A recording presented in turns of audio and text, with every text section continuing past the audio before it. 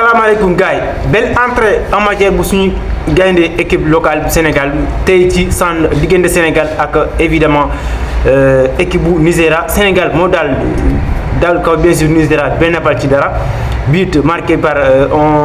un certain bien sûr Gomis Vincent Gomis moo dugal but bu Sénégal l'unique but de la partie. ci vidéo bi dama bëgg ñëw débriefer rapidement ci partie parce que je veux pas être très long dans cette vidéo donc damay débriefer rapidement match bi ñu commencer par ci match bi dans l'ensemble c'était pas mal bu ñu xoolee match bi système bu équipe entraîneur bi man loolu laa jege commencer ci débrief bi parce que gis naa ni équipe bi système 4-4-2 bi dafa xaw a poser problème tuuti ci animation bu équipe nationale Sénégal gis nañ ni Sénégal bloc bi c'était un bloc très très bas Sénégal bu ñu yoree bal ci transition rapide yi dañu am problème parce que milieu yi y a pas un milieu capable de procéder rapidement loolu moo indi problème ci premier mi-temps bi gis nañ ni équipe du Sénégal bi moom su fekkee yor nañ bal su même bu ñu récupérer ci milieu rang central bi bu ñu gisee il y a peut-être deux ou trois joueurs offensifs ñoo nekk ci kanam Vincent Gomis avec quelques attaquants avec un ou deux attaquants ils ont du mal à trouver bien sûr attaquant ñi nekk ci bien sûr ci défenseur Nigéria franchement moo doon sonal équipe Sénégal mais gis nañ ni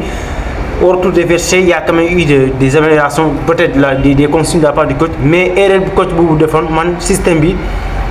peut-être dafa xaw ragal tuuti parce que gis nañ ni tamit Nigéria c'est pas n'importe quelle équipe dafa xool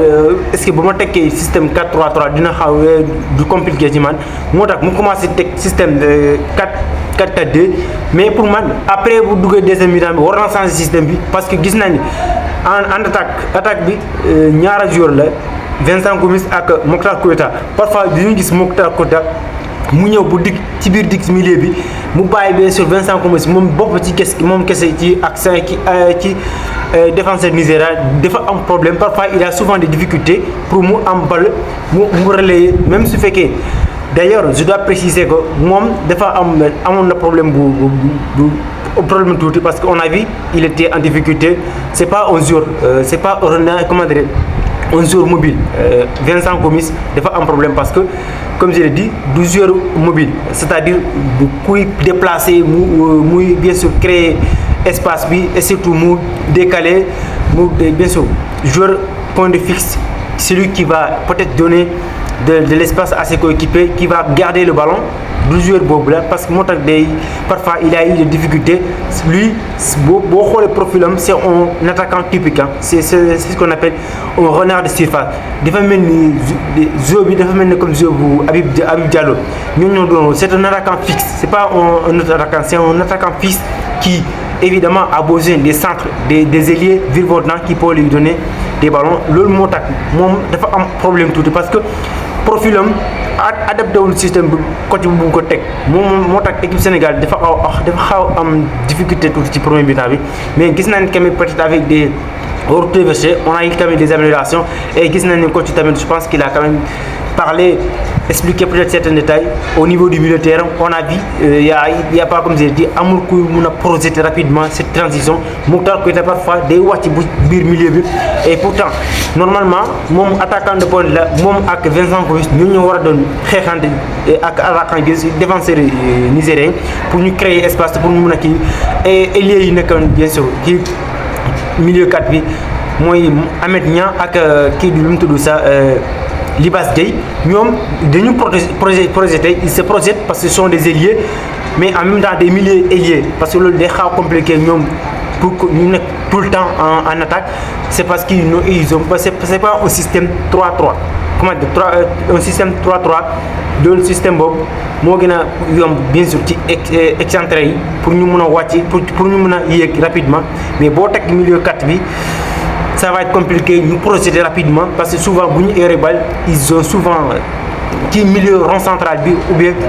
alignement milieu bi lañ nekkoon pour ñu procéder loolu day parfois suñu yegsee ci biir surface bi dañu xaw sonn parce que ils ont couru de longue distance ce qui a prouvé difficulté moo nekk difficulté équipe bi mais dans l'ensemble je trouve que c'est un très bon match. L'équipe du Sénégal, même si fait que il faut qu'on le dise, il y a eu énormément de décès techniques, mais on a quand même vu une équipe du Sénégal qui a quand même essayé de faire les choses bien dans l'ensemble, et ce n'est que le premier match. Il y a certainement évidemment des perfections davantage, mais je pense que pour un début c'est pas mal quand même. En tout cas, essayez de vidéo en wolof, parce que vous pouvez constater mes vidéos sont tous en français, donc ça va être compliqué pour moi de parler aussi le wolof. Moi parfois j'essaie au minimum de faire de mon mieux pour parler le wolof, le peu que je comprends là-bas. Donc excusez-moi pour mon langage, et bien sûr pour mon expression en wolof, c'est un petit peu compliqué pour moi. Moi parfois j'essaie souvent de parler pour faire plaisir aux spectateurs, parce que beaucoup me réclament, me demandent pourquoi tu ne fais pas tes vidéos en wolof. Moi je comprends pas le wolof, c'est ça dans l'ensemble, mais je pense que le match c'est pas mal. En tout cas c'est un bon match dans l'ensemble, et c'est un début, c'est un premier match. Il y aura certainement des améliorations davantage. J'espère que bien sûr à prochain match il y aura des perfections. En tout cas le labo voir cette vidéo